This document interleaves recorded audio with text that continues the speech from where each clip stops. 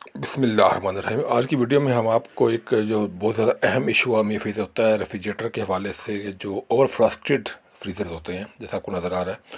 इस तरह के में बहुत कंप्लेंट्स मिलती हैं कि फ्रीज़र पे या नीचे जो फ्रिज में प्लेट होती है उसके ऊपर बर्फ़ बहुत ज़्यादा जम जाती है, जिसकी वजह से सफाई बार बार करना पड़ती है और इससे जो कूलिंग भी इफ़ेक्ट बहुत ज़्यादा होता है, क्योंकि कूलिंग इससे कम हो जाती है फ्रिज की। क्योंकि अगर आइस से भी होती है, आइस की वजह से कूलिंग अगर मज़ीद होना ब्लॉक हो जाती है, तो वैसे भी स्पेस का इशू बन जाता है। तो इसकी जो रीज़न्स होती हैं वो दो रीज़न होती हैं, उसी को हम आज छोटी सी वीडियो में डिस्कस करेंगे। पहली रीज़न तो है ये थर्मोस्टेट का ख़राब होना, कि थर्मोस्टेट आपका टाइमली कंप्रेसर को ट्रिप नहीं करवाता, जिसकी वजह से ये इशू होता है।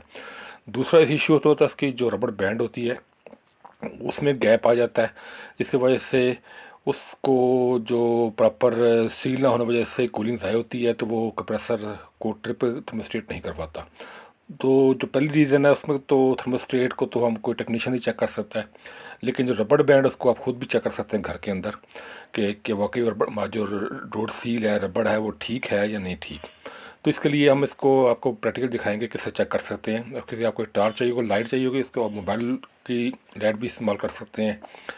उसको आपने कमरे की लाइट ऑफ करके, जहाँ पर फ्रिज पड़ा हुआ है, तो उसको आपने अंदर इसके लाइट रखनी है और बंद करके बाहर से इसको चेक करने का, लाइट बाहर अगर आ रही हो तो इट्स मीन कि वो सील लीक है।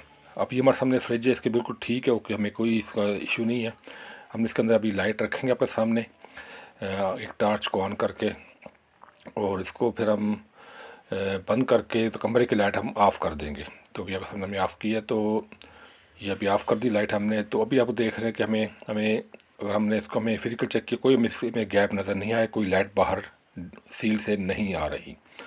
तो इसको आप खुद भी चेक कर सकते हैं अपने घर में कि आपकी या डोर सील आपकी अगर इंटैक्ट है, ओके है, तो आपको ये इशू नहीं आता ओवर फ्रस्टेड का। ये बहुत अहम इशू है जो अक्सर फ्रिज में हमें आता है। अगर इसको अगर आप थोड़ी सी लीक होगी तो ये यहाँ से आपका कूलिंग साइड ज़ाया होती रहेगी, तो थर्मोस्टेट इसको कट नहीं करवाएगा। थर्मोस्टेट ठीक भी होगा तो तब भी इसको कट नहीं करवाएगा। अगर थर्मोस्टेट ख़राब है फिर तो वो अलग चीज़ है। अगर ठीक है और डोर सील आपकी प्रॉपर नहीं है, तो इससे भी ये इशू आ सकता है। तो इसका हल फिर ये होता है कि डोर सील को चेंज किया जाता है, या इसको थोड़ा सा गर्म पानी डाला जाए इसके ऊपर, तो उससे फूल जाती है, फिर वो अपनी जगह पे आ जाती है। या दरवाजे की जो अलाइनमेंट होती है वो भी आउट हो सकती है, उसको भी चेक हम करते हैं। तो ये दो दो तीन फॉल्ट इसके हो सकते हैं। तो बड़ा ये आपको मकसद वीडियो को बनाने का ये था कि आपको चेक करके प्रैक्टिकल बताया जाए कि किस तरह आप इसको आप डोर सील आप चेक कर सकते हैं कि वो ओके है कि नहीं है।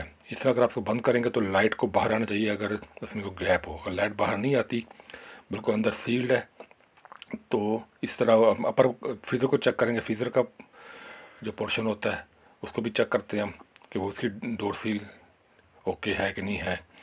तो ये देखिए भी इसको बंद कर दिया है, कमरे की लाइट ऑफ है, तो अभी बाहर कोई लाइट नहीं आ रही डोर सील से, तो इट्स मीन कि ये ओके है।